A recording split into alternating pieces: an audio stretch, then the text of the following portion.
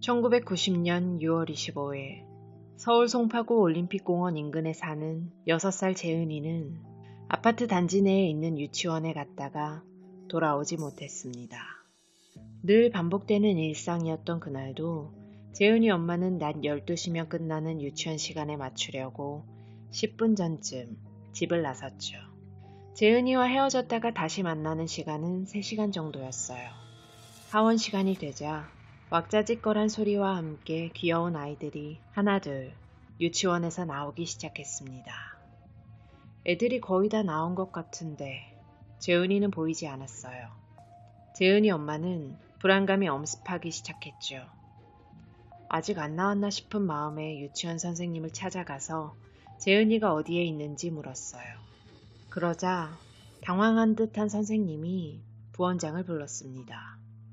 달려온 부원장이 재은이 엄마에게 한 말은 충격적이었어요. 어머님이 30분 전에 전화 주셔서 급한 일이 생겨서 그러니까 재은이 빨리 보내달라고 그러지 않으셨냐고. 데리러 오시는 길에 중간에서 만나면 된다며 재은이만 하원시켜달라고 하지 않으셨냐는 말이었죠. 너무 자연스러워서 의심도 안 한 겁니다. 재은이 엄마는 충격에 털썩 주저앉았어요. 대체 누가 재은이를 데려갔을까? 어떻게 재은이 이름을 알고 또 유치원까지 알았을까? 재은이를 데려간 게 가까운 지인이지 않고서야 납득이 되지 않는 상황이었습니다. 소식을 듣고 달려온 재은이 아빠 역시 충격에 빠졌죠. 혹시 재은이를 데려갔을 수도 있을 지인들에게 빠짐없이 전화를 돌려 확인했던 부부는 그저 지인 중 누군가 장난친 것이길 기도하고 또 기도했어요. 그리고 재은이가 실종된 지 5시간이 지난 오후 5시 재은이 엄마는 경찰에 신고했어요. 신고를 받은 경찰은 유치원 관계자와 재은이 엄마 주변인들을 철저하게 조사하는 한편 유괴 사건일 가능성을 감안해서 집 전화에 공청 녹음 장치를 설치하고 대기했죠. 하지만 저녁 시간이 되도록 아무런 연락도 없었습니다. 9시, 평소 재은이가 잘 시간이었지만 역시 연락이 없었죠. 현관문에서 나는 작은 소리에도 혹시나 재은이가 돌아온 걸까 싶어서 벌떡 일어났다가 앉았다가를 여러 차례 반복했어요. 자정을 넘기고 새벽이 지나 아침이 되었지만 여전히 연락 한 통이 없었습니다. 재은이의 엄마와 아빠는 피가 말랐어요. 조금만 배가 고파도 칭얼대던 재은이가 밥은 먹었을까? 잠은 잘 잤을까? 대체 누가 어디로 데려갔을까? 너무 답답했죠. 그렇게 재은이가 실종된 다음 날인 6월 26일 오후 5시 드디어 전화벨이 울렸어요. 전화 속 목소리는 젊은 여성이었죠. 재은이를 데리고 있으니까 돌려받고 싶으면 경찰에 신고할 생각도 하지 말고 5천만 원을 송금하라는 요구 조건을 밝히고 계좌번호를 알려준 여성은 재은이 목소리만이라도 들려달라는 엄마의 간절한 호소도 무시한 채 1분 만에 전화를 끊었어요. 90년에 5천만 원은 현재로 따지면 거의 1억 5천만 원 정도 되는 돈입니다. 경찰의 추적 결과 발신지는 서울 지역 공중전화로 확인됐어요. 전화를 끊자 형사들이 물었습니다. 아는 목소리인지, 재은이 소리는 들렸는지, 특별한 소리는 없었는지 말이죠. 하지만 멀리서 차들이 지나가는 소리 외에는 그 어떤 특별한 소리를 듣지 못했어요. 침착하게 들었어야 했는데 정보를 알아내지 못한 것 같아 재은이 엄마는 자책했죠. 아직 공개 수사로 전환된 사건이 아니기 때문에 장난 전화일 가능성은 없었어요. 진짜 범인에게서 온 전화였죠. 그래도 조금은 희망이 보였습니다.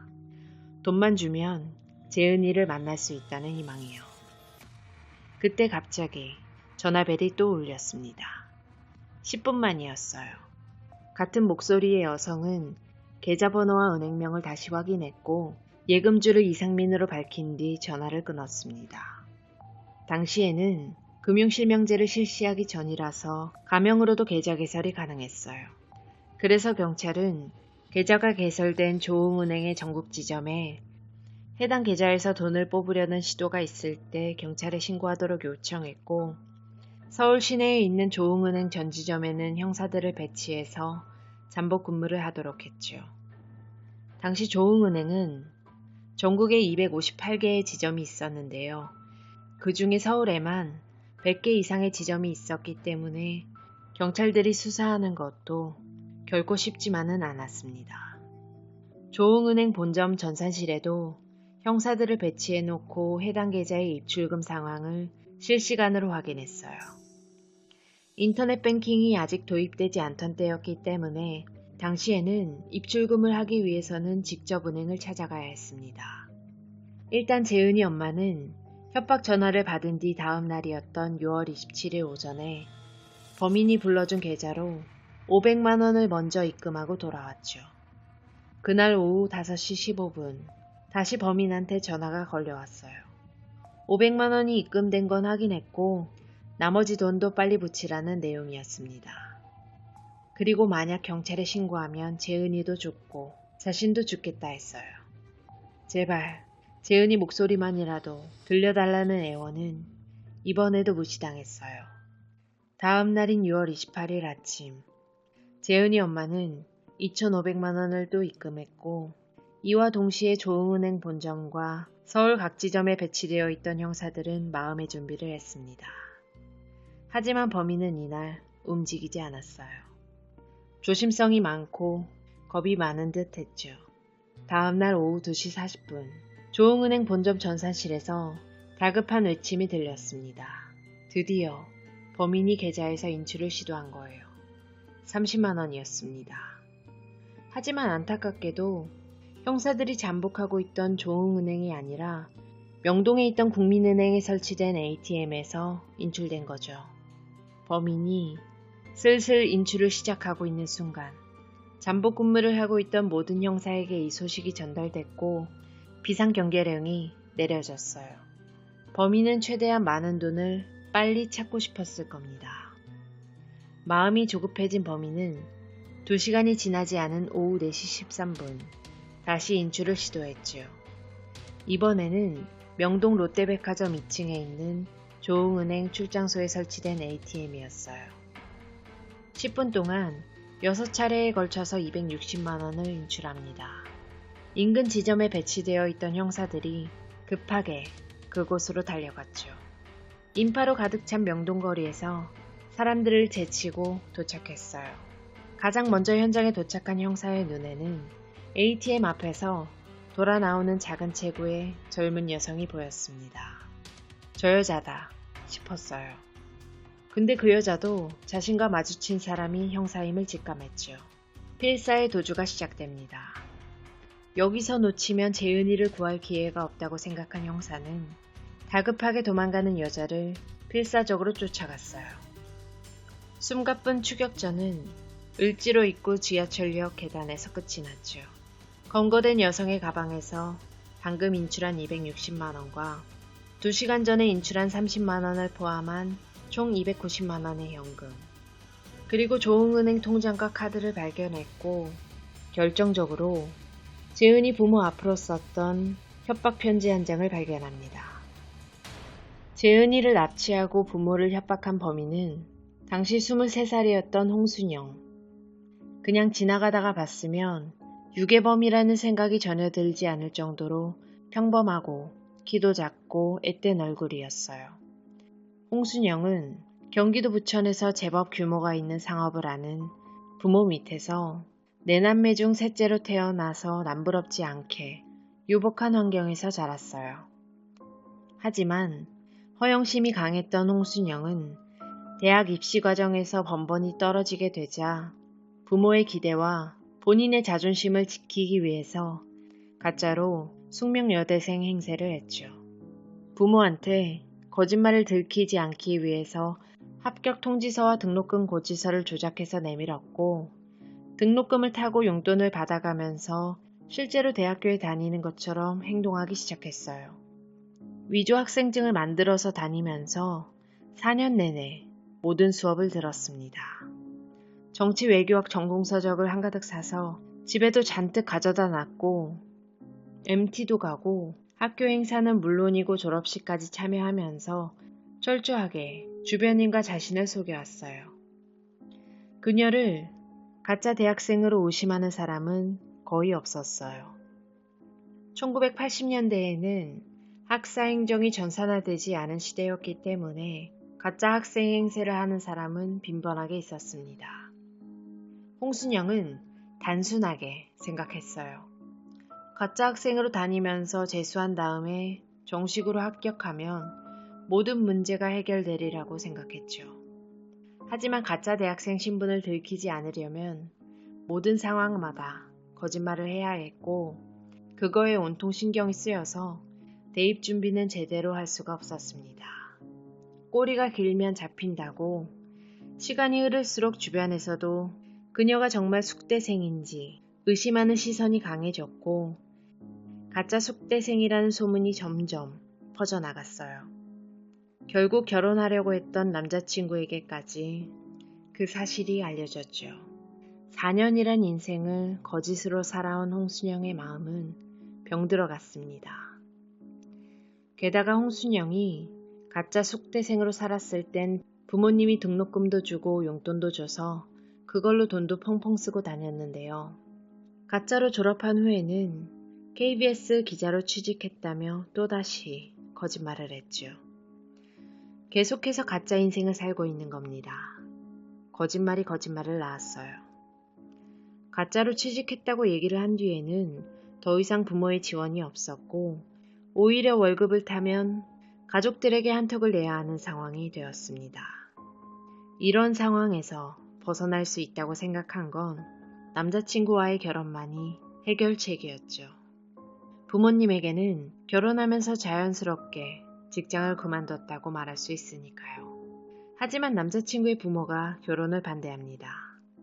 결국 그녀는 남자친구에게 환심을 사는 것과 동시에 가족들의 의심을 피하기 위해서는 돈이 필요하다고 생각합니다.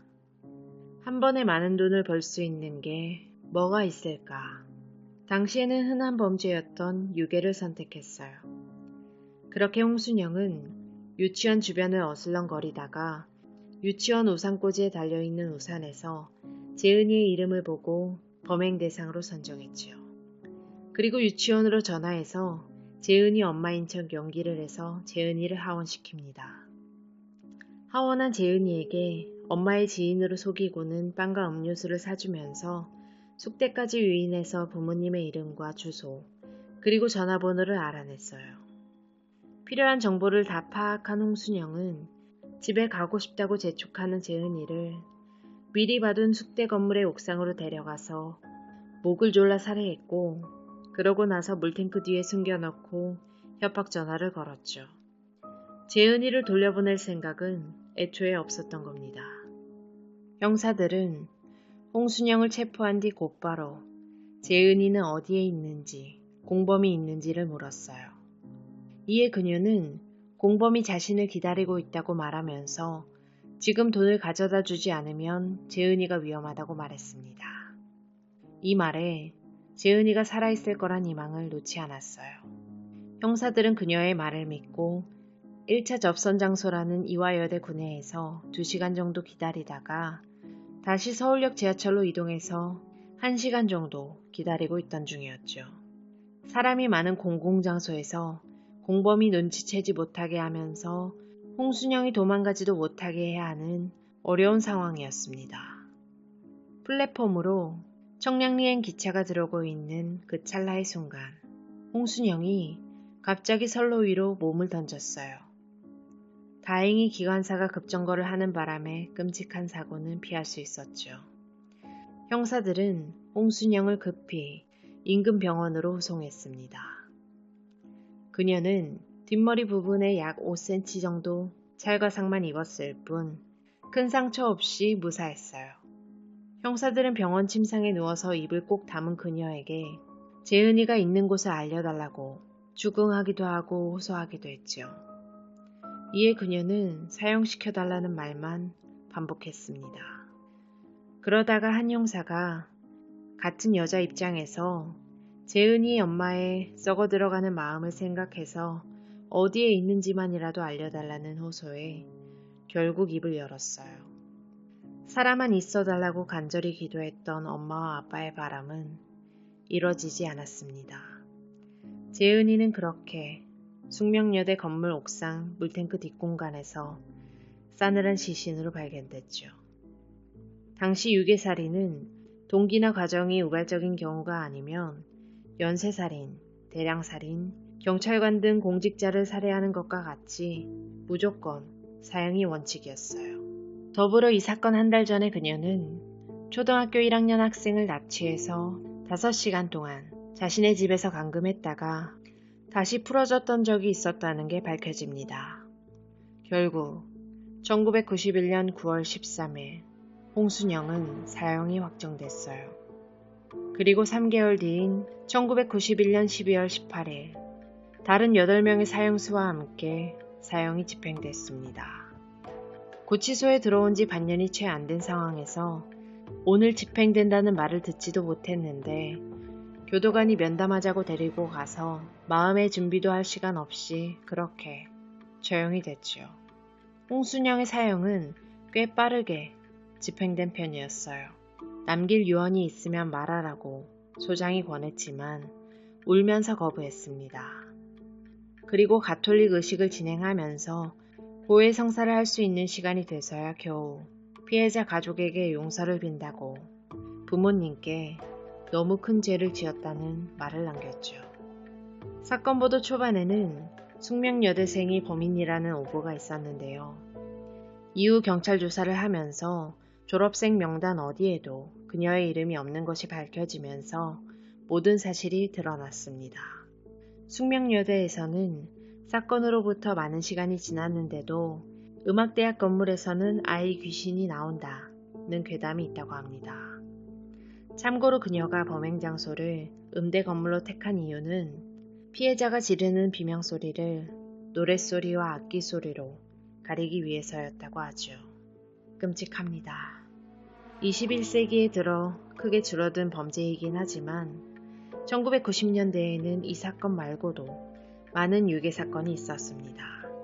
유괴범은 본인이 부유한 삶을 살았음에도 허영심과 본인의 잘못으로 빚을 지고 이를 갚기 위해서 아이들을 이용하고 자신의 책임을 사회나 다른 사람에게 전가하고 자신을 합리화하는 파렴치한 범인들이 대부분이죠. 지금은 많이 없어진 범죄 형태이긴 하더라도 안심할 수는 없습니다. 우리 아이들이 그리고 우리 가족이 안전하게 살 수 있는 하루하루가 되었으면 좋겠어요. 한없이 사랑스럽기만 했던 피해자분의 명복을 빌겠습니다. 지금까지 고요한 밤이었습니다.